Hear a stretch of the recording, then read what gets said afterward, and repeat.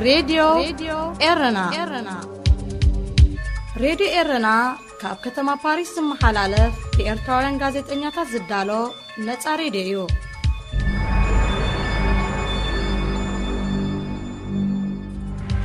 مس راديو إرنا يخم زلكم زغبركم سمعتنا إزي سومناوي في تساميتاتيو أبناي سنبت في تساميتات هلاوي سراويت إيرتراب كل التقراي نمسرح سلام عنقفات كخون يخيليو كبل آبتزوبا عودة زكايدة لعلواي لوخ حبرة أفريقا قليصو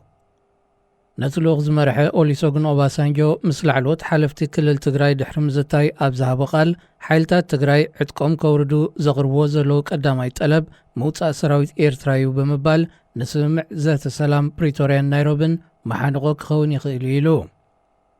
إزي بحواحات زغرب زلو طلب أب ذات سلام بريتورياون بترغاقام تلعيلون فتح كخون يخيلو زتباهل منقدتات انتلون تزيتيلونيو دحر مبال أوباسانجو حجون فتحنا مركاب تعرثات كنا كايدينايلو اتفلو لوغ حبرة أفريقيا نام مغلز جيش زلو دحرتي صحافي قدات أمريكا أنتوني بلينكن مسك قدامي منيستر إثيوبيا أبي أحمد ناي تليفون ركب مكيادو كلتا محلت دحيريو موتانا يوتا حيلتات زبل أبت معنزة سلام سفير زلو نتبي ناي متكبر حلافنا زلو فدرالاو منقستيو كبلو سوى سلطان حواحات لعلواي لوغ حبرة أفريقيا متحسابهم إقلات موراد عدكي حيلتات تقراي حاد ورحي دحري مفررام زتا نسمع كتكبر بكلت يوم وقنات أبسمع كوان تتبتحي بتكبر قنا حيال وارح كوسر كم زغيل سبا سلطان حواحات أبز حلفو محلتات أبز هبوقال قليت صميام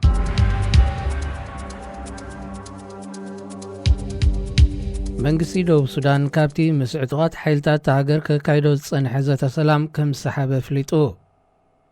اتي كاب كل تشحن 18 عامة مراتات حيزو كغتصل كقوارت تصنح زتا سلام اب كل تشحن عسرانيو ام مقرات سغسيس معتبتحو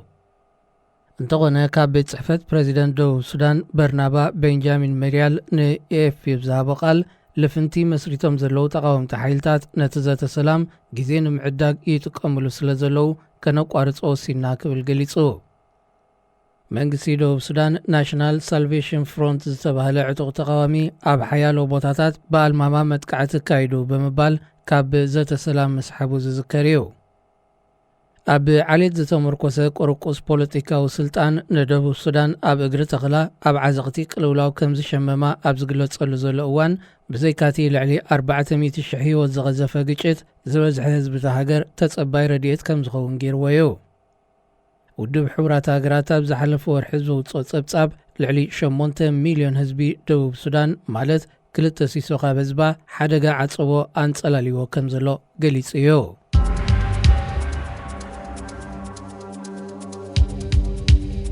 منقسي صومال اب لعلي الشباب نايت هاجر متأنا سفيح متقعت بزكايدو لزلو اوان حدا كاب لعلوت حلفتي تطرف قجلة كم سغسله مع كنات زينات هاجر قليصان اتي بابو عبدي رحمن زفلت محمد حسن عمر ابز حلفو رحب زتقايدو كم زغسله كقلص دحر مصنحيو بسنك موقعتو ابز حلف سالسي كم زموتز قلص زلو الشباب موت نايتي لعلواي بعل سلطان ابو عبدي رحمن حقي مخانو كان تقلصه بسنك موقعت زيكونه بصنحو حضور حمام مخانو قليصو منقس الصومال ابز حلف كل توارح انصار الشباب تعق كينات ابز كايدولو زلو اوان قبل علوت حلفتي الشباب كقتلوا ابو عبد الرحمن كلايو نمرحة الطرف قجلة ابو عبيدة كتك قمتات تنبير وزنبرة عبد الله نادر زحلف ورحي حورات منقسات امريكا ابز كايدتو نايسب البو نفرتمت كعتي كم سغسله منقس الصومال اغديمو قليصيو مس راديو رناكم زلكم زخبركم سمعتنا إزي سومناوي فتصاميتاتيو أبناي سوني فتصاميتات ኣብ ሰሜን ኢትዮጵያ ንኽልተ ዓመታት ዝቐጸለ ደማዊ ኩናት ደው ንምባልን ብፖለቲካዊ ዘተ ንምቕጻሉን ኣብ ክልተ ሕዳር ኣብ ደቡብ ኣፍሪቃ ከተማ ፕሪቶርያ ዝተበጽሐ ስምዕ ትግባርኡ ንምክትታል ሓደ ኣካል ሕቡራት ሃገራት ናብ መቐለ ክዋፈር ተኽእሎ ከም ዘሎ ዲፕሎማስያዊ ምንጭታት ኣሚቶም እዚ ዝግለጽ ዘሎ ፍሉይ ልኡኽ ሕብረት ኣፍሪቃ ብሰሜን ኢትዮጵያ ኦሉሴጉን ኦባሳንጆ ዝመርሖ ኣካል ድሕርቲ ዝተበጽሐ ስምዕ ዝሓለፈ ሰሙን ኣብ መቐለ ፈላሚ ዑደት ብምክያድ ምስ ሰበስልጣን ትግራይ ምስ ተዘራረበ እዩ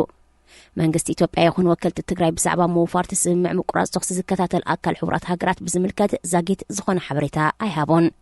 እቲ ብመንጎኝነት ሕብረት ኣፍሪቃ ዝተበጽሐ ስምምዕ ዘገምና በለ ናይ ተግባር ምልክታት የርኢ እኳ እንተሎ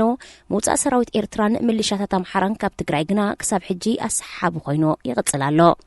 ከም ቀዳማይ ስጉምቲ ዝተወስደ ምብጻሕ ሕጹጽ ረድኤት ናብ ትግራይ ጀሚሩ እኳ እንተሎ ምስ ዘሎ ከቢድ ቅልውላው ዝዳረግ ከም ዘይኮነ ሰበስልጣን ናይቲ ክልል ኣመልኪቶም። ኣብ ርእሲ እዚ ከም ባንክን ቴሌፎንን ዝኣመሰለ ኣገልግሎታት ምጅማር ኣካልቲ ዝተበጽሐ ስምምዕ እኳ እንተኾነ ዛጊት ዝተበገሰ ነገር የለን።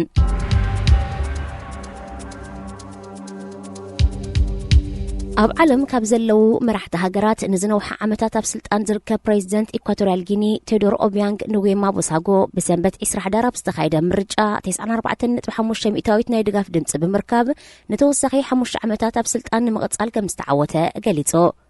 ኣብቲ ልዕሊ 98 ሚእታዊት ኣድመፅቲ ድምፆም ከም ዝሃብሉ ዝተሓበረ ምርጫ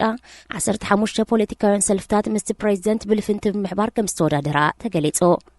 ጽልዋ ዘለዎም ተቃውምትን ውድባትን ኣብ ዘይብላ ኢኳቶሪያል ጊኒ ዕድሚኡ 80 ዓመት መሊኡ ዘሎን ነቲ ሃገር 43 ዓመታት ዝመርሐን ቴዎዶር ኦቢያንግ ኣብቲ ብሃንደበ ዝተኻየደ ምርጫ ክዕወት ምዃኑ ብኣግኡ ተገሚት እዩ። ኢኳቶሪያል ጊኒ ካብ 1991 ኣትሒዛ ነዳዲ ከተፍሪ ብምጅማራ ኣብ ትሕቲ ሰሃራ ካብ ዘለዋ ሃገራት ኣፍሪቃ ምስ ብዝሒ ህዝባ ብምንጻር ብሓፈሻዊ እቶታት ኣብ ሳልሳይ ደረጃ ከም እትስራዕ ጸብጻባት ቁጠባ የመልክት። ይኹን እምበር ካብ 1.4 ሚልዮን ህዝቢ ተሃገር እቲ ዝበስሐ መዓልታዊ እቶቱ ካብ $2 ከም ዘይሓልፍ ጸብጻብ ባንኪ ዓለም ይጠቅስ። ሓደ ካብ ጠንቅታት ናይዚ ድማ ብሰበስልጣን መንግስትን መሻርክቱን ዝፍጸም ብልሽውና ምጥፋእን ዝርገትን ሃብቲ ሃገር ምዃኑ ይውቀስ። ትራንስፓረንሲ ኢንተርናሽናል ኣብ 2021 ብዘቕረቦ ጸብጻብ መሰረት እዛ ኣብ ምዕራብ ኣፍሪቃ ትርከብ ንእሽቶ ሃገር ብብልሽውናን ዝርገትን ኣብ 8ይ ደረጃ ትስራዕ።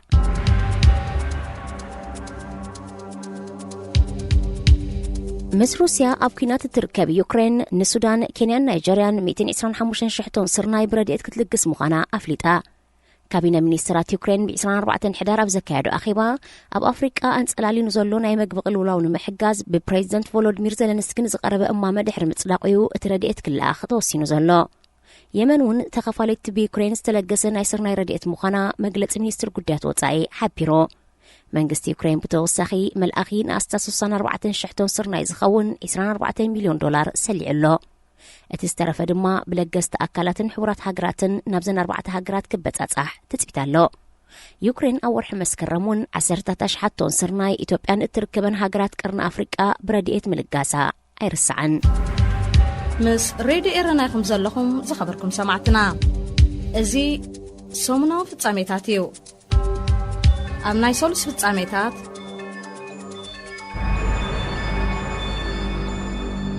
ሕቡራት ኢማራት ዓረብ ኣብ 2017 ኣሲራ ናብ ኤርትራ ካብ ዘምጽኣቶም 10 የመናውያን ኣብ 7 ጥቅምቲ 2022 ናብ ዓዶም ከም ዝተሰጋገሩ ምንጭታት ሬድዮ ኤረና ሓቢሮም። እቶም ን5 ዓመታት ኣብ ማእሰርቲ ዝጸንሑ የመናውያን ካብ ማዕርፎ ነፈርቲ ባጽዕ ብወተሃደራዊት ነፈሪት ናብ ዓደን ከም ዝገዓዝዩ ተገሊጹ። ብመሰረት ድሒሩ ዝበጽሐና ሓበሬታ እቶም ኣብ ከባቢ ዳህላክ ተኣሲሮም ዝጸንሑ የመናውያን ኣህጉራዊ ተፈላጥነት ናብ ዘለዎ መንግስቲ የመን ተረኪቦም። ኤርትራ ኣብ ክልል ማያታ ኣብ ዘይሕጋዊ ምክፋፍ ዓሳ ተዋፊሮም እንከለዉ ከም ዝሓዘቶም ዝግለጹ የመናውያን በብእዋኑ ናብታ ኣብ ትሕቲ ቁጽጽር ሕውት እትርከብ ወደብ ሖዴዳ ብጀላቡ ከተፋንዎም ምጽንሓ ይፍለጥ።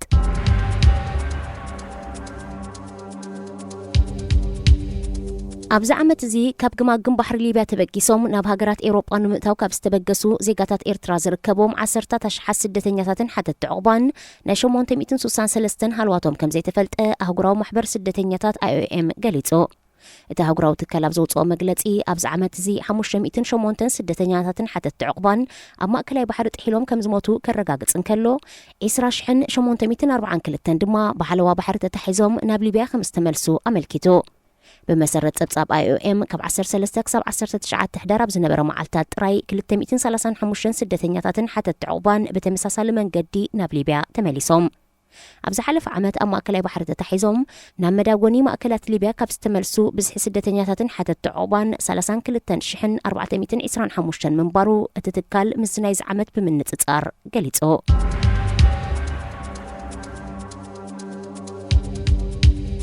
ሓይልታት ባሕሪ ሱዳንን ስዑድ ዓረብን ሓባራዊ ወተሃደራዊ ልምምድ የካይዳ ከም ዘለዋ ኣገልግሎት ዜና ቱርኪ ሓቢሩ። እቲ ፋልክ ሓሙሽተ ዝተሰመየ ሓባራዊ ወተሃደራዊ ልምምድ ኣብ ቀይሕ ባሕሪ ክልል ማያት ሱዳን ይካየድ ከም ዘሎ ተገሊጹ። እቲ ካብ 27 ክሳብ 30 ሕዳር ዝካየድ ዘሎ ልምምድ ተሞክሮታት ምልውዋጥ ዝሕግዝ ምዃኑ ሰራዊት ሱዳን ኣፍሊጡ። ዝሓለፈ ዓመት ኣብ ወርሒ መጋቢት ፋልክ 4 ዝተሰመየ ተመሳሳሊ ልምምድ ክልቲአን ሃገራት ኣብ ጅዳ ኣብ ዝርከብ መደበር ሓይሊ ስዑድ ዓረብ ከም ዝተኻየደ ይዝከር። እዚ ሎሚ ዝካየድ ዘሎ ልምምድ ድማ መቐጸልታ ናቱ ምዃኑ ዝጠቐሰ ሰራዊት ሱዳን ኣሃዱታት ሓይሊ ባሕሪ ስዑድ ዓረብ ካብ 26 ሕዳራት ሒዞም ኣብ ፖርት ሱዳን ከም ዝርከቡ ኣረጋጊጹ። እቲ ልምምድ ኣብ ሓለዋ ባሕርን ምክልኻል መራኸብ ካብ መጥቃዕትን ከም ዘጠቓልል እዩ ተመልኪቱ። ምስ ሬድዮ ኤረና ኢኹም ዘለኹም ዝኸበርኩም ሰማዕትና እዚ ሰሙናዊ ፍጻሜታት እዩ። ኣብ ናይ ረቡዕ ፍጻሜታት ሱዳን መበል 48 ዋዕላ ሚኒስትራት ጉዳያት ወጻኢ ሃገራት ኢጋድ የንጊዳ። እቲ ብ30 ሕዳር ኣብ ካርቱም ዝተኻየደ ዋዕላ ኣብ ህሉ ኩነታት ኣባል ሃገራት ብፍላይ ድማ ስምምዕ ምቁራጽ ሰቑሲ ሰሜን ኢትዮጵያ፣ ክሊማዊ ለውጢ፣ ደርቂ፣ ወራር ዕስለ አንበጣ፣ ዕልቕልቕን ውሕስነት መግብን ብምትኳር ይዘት እዩ። ሚኒስትር ጉዳያት ወጻኢ ነቲ ዋዕላ ናይ ዘእንገደት ሱዳን ዓሊ ሳድቕ ኣብ ዘስምዖ መደረ ኢጋድ ምስ ሩስያን ቻይናን ዝምድና ክምስርት ኣለዎ ክብል ለብዋ ኣሕሊፉ። እቲ ሚኒስትር መሻርክቲ ኢጋድ ካብ ዝኾነ 28 ሃገራት ኩለን ምዕራባውያን ምዃንን ብምዝኽኻር ከም ቻይና፣ ሩስያን ሃገራት ወሽመጥን ዝኣመሰላውን ዘይጽምበራሉ ምኽንያት የለን ክብል ኣስሚሩሉ። ኣብ መንጎ መንግስታት በዓል ስልጣን ንልምዓት ወይ ኢጋድ ብዘይካተን ከም ፈረንሳ፣ ጀርመን፣ ብሪጣንያ፣ ኣሜሪካን ካናዳን ዝኣመሰላ ሃገራት ምስ ሕብረት ኤውሮጳን ማሕበር ሃገራት ዓረብን እውን ሽርክነት ኣለዎ። እዚ ዞባዊ ውድብ ን8 ሃገራት ኤርትራ፣ ጅቡቲ፣ ኢትዮጵያ፣ ሱዳን፣ ደቡብ ሱዳን፣ ሶማል፣ ኬንያን፣ ዩጋንዳን ዝሓቆፈ እኳ እንተኾነ ኤርትራ ንዝሓለፈ 10 ዓመታት ድስኩል ተራዩ ዘለዋ። ኤርትራ ኣብቲ ትማሊ ኣብ ካርቱም ዝተኻየደ ኣኼባ ሚኒስትራት ጉዳያት ወጻኢ ኢጋድ እኳ እንተበኾረት ባንዴራ ግና ተሰቒሉ ነይሩ።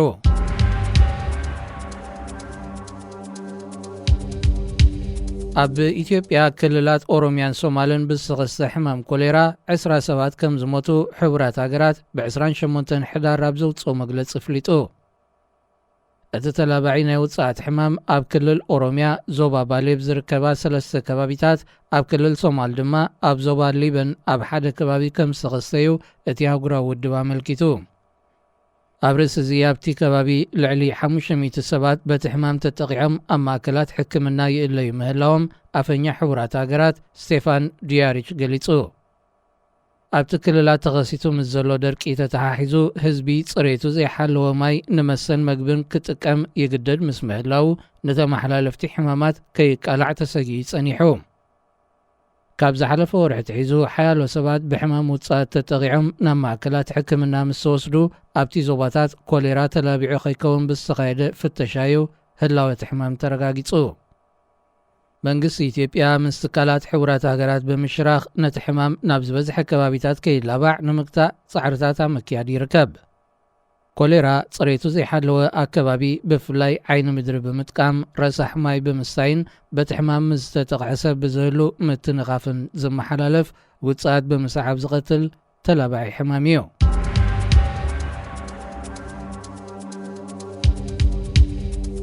ሰራዊት ጅቡትን ፈረንሳን ኣብ ዳህሳስ ኮለላን ስለያን ዘተኮረ ሓበራዊ ወተሃደራዊ ልምምድ ኣካይዶም። እቲ ልዕሊ 450 ኣጋር ሰራዊት ክልቲአን ሃገራት ዝተሳተፍዎ ልምምድ ኣብ ሓለዋ መጽናዕቲ ቅርፂ መሬት፣ ምልላይ ባእታታት ጸላእን ካልእን ዘተኮረ ስርሒታት እውን ከም ዝነበሮ ሚኒስትሪ ምክልኻል ፈረንሳ ኣፍሊጡ። እቲ ልምምድ ካብ 9 ክሳብ 17 ሕዳር ንሓደ ሰሙን ኣብ በረኻታት ጅቡቲ ተኻይዱ። ኣብ ርእሲ እዚ እቲ ናይ ልፍንቲ ሰራዊት ንስርሒት ኣብ ዝኸዶ ከባቢታት ኣብ ዝርከብ ቁሸታት ማእቶት መክያዱ እቲ መግለፂ ብተወሳኺ ሓቢሩ። ሰራዊት ጅቡቲ ኣብ ዝሓለፈ ወርሒ ኣብ ልዕሊ ሓይልታቱ መጥቃዕቲ ዝፈጸሙ እዮም ዝበሎም ዕጡቓት ፍሩድ ዝተባህለ ጉጅለ ኣብ ምህዳን ከም ዝርከብ ይፍለጥ። ኣብቲ ሃገር ዓስኪሮ ዝርከብ ሰራዊት ፈረንሳውን ምስ ሓይልታት ጅቡቲ ዘካየዶ ልምምድ ኣብዚ ስርሒት ዘተኮረ ምዃኑ ወተሃደራውያን ተንተንቲ የረድኡ። ፈረንሳ ኣብ ጅቡቲ ብቀዋምነት ዝዓስከረ ኣሳት 1500 ሰራዊት ኣለዋ። ምስ ሬድዮ ኤረና ኢኹም ዘለኹም ዝኸበርኩም ሰማዕትና እዚ ሰሙናዊ ፍጻሜታት እዩ። أمني حمص ፍጻሜታት ሰራዊት ኤርትራ ካብ ሓያሎ ከባቢታት ትግራይ ከም ዝሰሓበ ምንጭታት ራድዮና አረጋጊጾም ኣብ ከባቢታት ሽረ ኣኽሱምን ዓድዋን ጸንሓ ሃዱታት ኤርትራ ናብ ከባቢ ዶባት ከም ዝሰሓባ ዘመልከቱ ቶም ምንጭታት እቲ ሰራዊት ጠቕሊሉ ካብ መላእ ትግራይ ከም ዘይወፀ ግና ኣመልኪቶም ኣብ ክልተ ሕዳር ኣብ ደቡብ ኣፍሪቃ ዝተኸተመ ስምዕ ምቁራጽ ተኽሲ ፌደራላዊ ሰራዊት ኢትዮጵያ ናብ ትግራይ ክዋፈርን ናይ ወፃእ ሓይልታት ድማ ክስሕቡን ዝጠልብ እዩ بمسرة السمع أبايتان متكبارو كم قداماي سقومتي تتصابوتات دو كبلن هتصوت سباوي حجز ناب تجراي كأتون جمير لو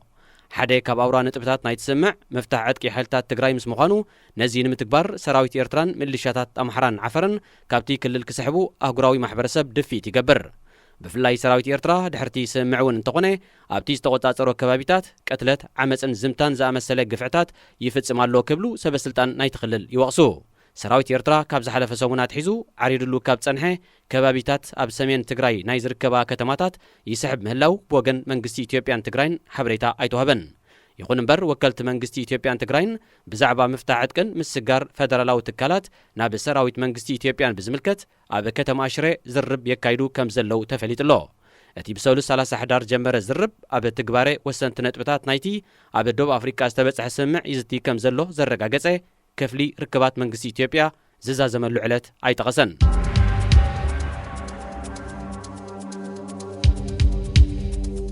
أب إثيوبيا كل الأوروميا أبزغت الزلو قجت حيالو سبات كم زتغطلو مربات زينا حبيرن عدغات أورومو أب معراب ولقا كرامو أبستبالي كبابي بعسران شعاتن حدار بزغفت والتوخسي 11 سبات تغطلوم كبل دوتشيفيلي بوغنو نعين مسخاكر بمتكاساك أليحو أتوم عطقات مسحلتات تا منغستي أب زكايدو قجت موتن مقصلتن حيالو سبات كم سعبي زقلتا مربات زينا تاقر دما أشحات نبرت كبابي هيوتوم نمدحن بيتوم رحريهم كم زهدمو أغنزيبن منغستي أبالات جنبار حرنت أورومو شنيوم النابلز قلتهم زلو عطقات كاب زحالة فورحت حيزوم أب زتفلالي كبابيتات كل الأوروميا تدقا قامي متقعتات يكايدو كم زلو يفلت أتوم عطقات أور حدر أب الزوباتات معراب ولقا هرو قدرون كتمانا كامتن حيالو تكالات منغستن نايوفر مأكلاتن أتكعميوم أب كل التقراي نكل التعامتا استخايده دماو كينات دون مبال استخدت مسمع نمتكبارو زلعلي أتكرو هيبوس سرحلو زلو منغستي إثيوبيا بزعباتي هيوتا مايت سبات زغتلن 10 شحات سبات دما زمزابلن زلو قجت كل الأورومياغن قوسيوو كم زلو حيالو وقنات هاقر ينقفو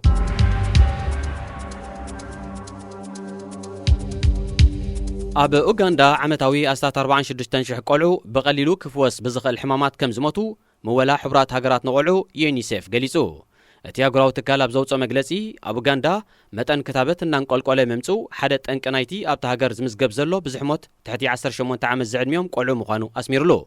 أبرسزي مسي HIV AIDS كابز نبرو أستات 88 شح قلعو اتوم 32 ميتاويت تتصاورنت وهيوتات زعب مدهانيتات كم زي وسدو أب تتصبصاب قريبلو منغستي غاندا أب زبزحي كبابيتات صروي 6 ماين مأزاو مقبتاتن كقرب أبرس زي مقالو بزي حاجز سمويات عنا زولدو قلعون ناهز اتي موت كابز زايدو رغوحيتاتيو معالتاوي 57 هتسانات أب اوان وليد كم زموتو صبصبات عنا تهاجر يملكت እዚ ድማ ብገምጋም ኣብ ዓመት ኣስታት 28 ህፃናት ኩለዱን ከለው ስለ ዝሞቱ ነስታት 48 ሚታዊት ናይቲ ኣብታ ሃገር ዓመታዊ ዝምዝገብ ዘሎ መጠን ሞት ቆልዑ ይሽፍን ኡጋንዳ በዚ ዓመታዊ ተመዝግቦ ዘላ ብዝሕ ሞት ቆልዑ ኣብ ዓለም ምስ ቀዳሞት ሃገራት ተሰሪዓላ ምስ ሬድዮ ኤረናይኩም ዘለኹም ዝኸበርኩም ሰማዕትና እዚ ሰሙናዊ ፍጻሜታት እዩ ኣብ ናይ ዓቢ ፍጻሜታት